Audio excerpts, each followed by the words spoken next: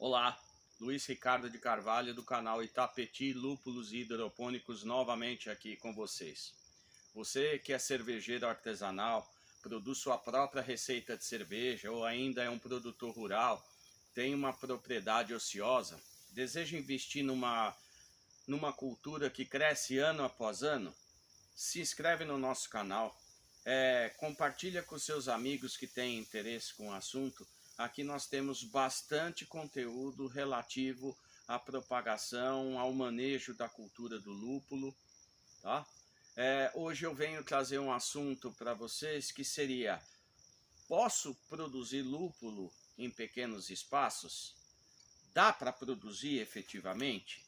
A resposta é sim. Dá para produzir lúpulo em pequenos espaços. Alguns pontos de atenção devem ser observados, tá? Como a produtividade que você vai ter produzindo em pequenos espaços, principalmente se forem vasos, ela obviamente não vai ter a mesma produtividade do que uma produção de lúpulo comercial. Mas você vai conseguir sim produzir lúpulo para sua própria receita de cerveja. O local escolhido é de extrema importância, né? Um local que pega o máximo número de horas dia, tá? E no caso de você não tiver muita iluminação no local, você pode até fazer uma suplementação luminosa. Outro ponto importante é a nutrição. A nutrição ela é de suma importância, principalmente quando a gente fala de produção de lúpulo em vaso. Ela tem que ser praticamente diária, ou dia sim ou dia não, dependendo do desenvolvimento da planta. Outro fator muito importante são a procedência das mudas. Procure iniciar a produção, mesmo que seja uma produção residencial, adquirindo mudas de viveristas registrados pelo Ministério da Agricultura e Pecuária. E por que mudas de produtores registrados no Ministério da Agricultura? O lúpulo, ele é uma planta dioica. Vou explicar um negócio aqui para vocês. O lúpulo é uma planta dioica. O que é uma planta dioica? Planta dioica é uma planta que tem sexos separados. Nós temos as plantas macho e as plantas fêmeas. No caso do lúpulo, somente as plantas fêmeas produzem as flores, que são os cones, que são o objeto de desejo para que você possa produzir a sua própria receita de cerveja. E imagina você se dedicar um tempo aí, 4, 5, 6, 7 meses, aí para ter a primeira sua colheita, aí você descobre lá no final que você adquiriu ou você propagou uma planta macho, que não simplesmente só vai crescer vegetativamente, mas não vai produzir as flores.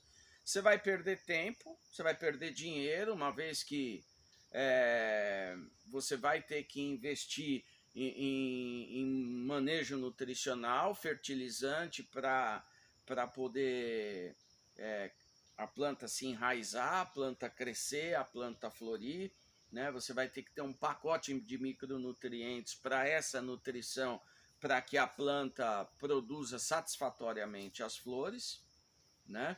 Então, você adquirindo mudas de viveristas registrados, você vai estar garantindo que esse viverista vai estar te fornecendo, através de documentação, não só na boca, né? Através de notas fiscais e o termo de conformidade, que ela é um documento anexo à nota fiscal, garantindo que aquela planta é uma planta fêmea. Outro fator muito importante é a garantia de cultivar. O viverista registrado no Ministério da Agricultura vai lhe oferecer a garantia que essa planta que ele está te vendendo é do cultivar que ele está efetivamente expondo. Ou seja, um Cascade vai ser um Cascade, um Comet vai ser um Comet, um Chinook vai ser um Chinook, um Hallertau vai ser um Hallertau. Então, o viverista registrado garante para você o cultivar, que vai estar nesse documento que eu comentei com vocês. A sanidade das plantas, que é um outro fator muito importante. O viverista, ele normalmente trabalha, como vocês podem ver, um ambiente totalmente controlado, totalmente fechado. Então, a presença de patógenos aqui é quase nula, né, devido a alguns protocolos de sanidade que a gente tem aqui. E o produtor, o viverista de mudas registrado, ele consegue te oferecer isso. Outro fator é a muda, por exemplo, no nosso caso, nós produzimos mudas com tecnologia de hidroponia. A muda vem já bem enraizada, vou mostrar aqui para vocês. Vai bem enraizada. Então essa planta, ela não vai ter dificuldade de adaptação, seja no solo, seja no vaso. Ela vai ter uma facilidade de adaptação, porque algumas etapas ela já se cumpriu, né? Então a escolha do local para colocar uma planta desse porte é muito importante. O local para a escolha, para você cultivar o lúpulo, você vai ter duas opções. Ou você cultiva em solo, ou você cultiva em vaso. Quais as vantagens de você cultivar no solo? No solo, você vai ter um desenvolvimento vegetativo dessa planta muito mais acentuado do que no vaso. Por quê? Porque o sistema radicular do lúpulo, ele é muito robusto. Ele é composto de raízes e é composto de rizomas. Rizomas são caules subterrâneos. Com isso, quando você planta no solo, a planta vai ter mais espaço para esse sistema radicular, né? Consequentemente, você vai ter uma melhor produtividade, né? E você vai ter uma facilidade de condução, uma vez que o lúpulo é uma planta trepadeira, é uma facilidade de condução dessa planta, seja em regime horizontal ou vertical. No vaso, quais as vantagens do plantio no vaso? A maior vantagem é que se você mora num apartamento, por exemplo, você não tem disponibilidade de solo, né? Então você tem essa possibilidade de plantar até numa sacada de apartamento, né? Outra vantagem é que no caso de chuva intensa, quando a planta ainda não teve o seu desenvolvimento vegetativo acentuado, ainda não chegou a 2, 3 metros de altura, você pode pegar simplesmente e retirar o vaso da chuva, por exemplo, para que a planta não sofra um excesso hídrico. Isso aí, obviamente, numa certa etapa da vida dela. Depois que ela cresceu, já está conduzida, vai ficar ali. Condução dessas plantas, seja num pequeno espaço, seja num pequeno jardim, seja numa sacada de apartamento, você pode conduzir ela tendo espaço em treliças, assim como uma treliça, assim como é visto em cultivos convencionais, né, uma treliça vertical para a planta poder subir 4, 5, 6 metros de altura. Você pode colocar em manejo horizontal, né, que é o sistema dilatado, através de um pergolado. Você pode conduzir através de telas de proteção, sempre com acompanhamento. A condução da planta é baseada nos barbantes. Você pode utilizar tanto o barbante de sisal, que é o mais recomendado, quanto ao barbante de algodão. O de sisal, ele tem uma durabilidade maior, o algodão com chuva, com luminosidade, ele acaba apodrecendo mais fácil, né? E é muito importante que esse barbante não arrebente quando a planta já tiver com o crescimento dela vegetativo consolidado e principalmente com as flores. Porque senão arrebenta, cai no chão, aí depois não tem como recuperar aquela planta, amarrar de novo, entendeu? Pode até danificar o caule da planta, né? Então é melhor investir já num barbante de sisal de 4 milímetros para cima, é o suficiente. Se você for plantar em vaso, quais os cuidados? Primeiro, o preparo desse vaso. O vaso tem que ter furos para drenagem, né? Além dos furos, é muito importante que se coloque no fundo do vaso um pouco de argila expandida. Por quê? Por que da argila? A argila vai fazer com que essa água não se acumule no fundo do balde. Eu vou falar posteriormente para vocês, como eu já citei, excesso de água é extremamente prejudicial para o sistema radicular do lúpulo, né? Pode ocasionar o apodrecimento das raízes, né? Além da drenagem através de furo no vaso, outro fator importante é o tamanho desse vaso. Como eu comentei com vocês, o sistema radicular do lúpulo sendo muito robusto, quanto maior o tamanho, melhor. Não dá para falar, olha, eu recomendo vaso desse tamanho. Quanto maior, melhor. Você vai ter um investimento maior no que colocar nesse vaso, mas você vai estar dando mais espaço, mais crescimento para essa planta, né? E o que colocar dentro? Você pode utilizar substratos inertes com algum composto orgânico. O que é um substrato inerte? É um material que vai fazer a sustentação.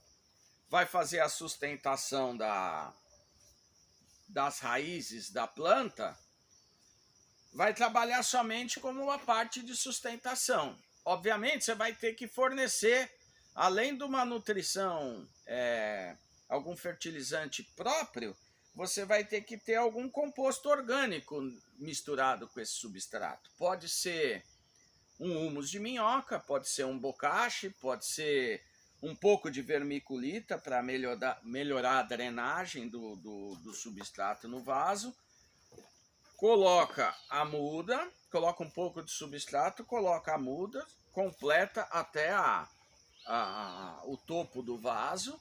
Depois você molhar esse substrato, vai assentar, você completa com um pouco mais de substrato até ela assentar esse substrato totalmente.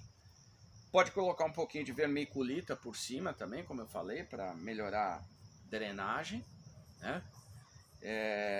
Outra coisa, no vaso importante, é o fertilizante líquido. Você pode e deve fazer a utilização dele.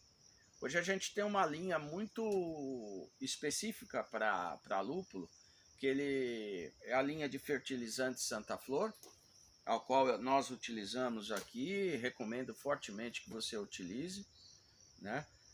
Ela tem um tipo de produto para cada etapa da planta. Tem o enraizamento, tem o crescimento, a floração, o pacote de micronutrientes para melhor formação das flores e tem o melosa, que ele vai oferecer muito mais óleos essenciais para as flores. Outra coisa, outro cuidado, irrigação. O lúpulo é muito sensível à irrigação. Precisa de água? Precisa, sim, água com frequência. Principalmente em vasos. Se o vaso estiver sob luminosidade forte, ele seca facilmente esse substrato. Então, praticamente, diariamente, você vai ter que fazer a irrigação ou periodicamente, um dia sim, um dia não. Vai muito, pessoal, de verificar a umidade do substrato, tá? Se vê que vai chover ou o vaso está na chuva, aí não há necessidade de fazer essa irrigação. Como eu falei, o excesso hídrico é um fator de perda de muitas plantas, tá? O lúpulo é muito sensível ao excesso hídrico, apodrece mesmo as raízes. Principalmente vaso que pega chuva, isso é muito comum. Após o crescimento vegetativo, a gente vai começar a observar nos caules do lúpulo a formação de pistilos. Pistilos são pequenos cabelinhos, vamos assim dizer. Vou até colocar uma foto aí de um pistilo para vocês darem uma olhada do que seja. Esse é o início da floração do lúpulo, né? Nesse período é muito importante, seja em vaso, seja no solo, que a gente ofereça para essa planta um pacote de micronutrientes adequado para melhorar a formação dessas flores, né? Como eu comentei com você, a linha de fertilizante Santa Flor faz muito bem esse papel, né? Após o aparecimento da floração, você vai ter que iniciar a colheita dessas flores. E o ponto de colheita, né, depois das flores já estarem num tamanho satisfatório, elas começarem a perder o aspecto de verde intenso, ela começa a meio que amarelar, né, ela começa a desidratar naturalmente, né? Isso dá para perceber. Nós temos outros vídeos aqui do canal falando do tempo correto para identificar o período da colheita dos cones. E outra coisa também é a desidratação pós-colheita, para você utilizar e não ter uma perda grande de óleos essenciais e de alfa e beta ácidos que está dentro da lupulina, que são a lupulina que está dentro da flor do lúpulo. Ela contém esses óleos essenciais, alfa e beta ácidos, que vão conferir amargor e aroma para a cerveja. A lupulina, ela é muito oxidante. Então, se você não fizer um processamento pós-colheita correto, você vai perder muito em qualidade do lúpulo na hora da utilização da sua cerveja.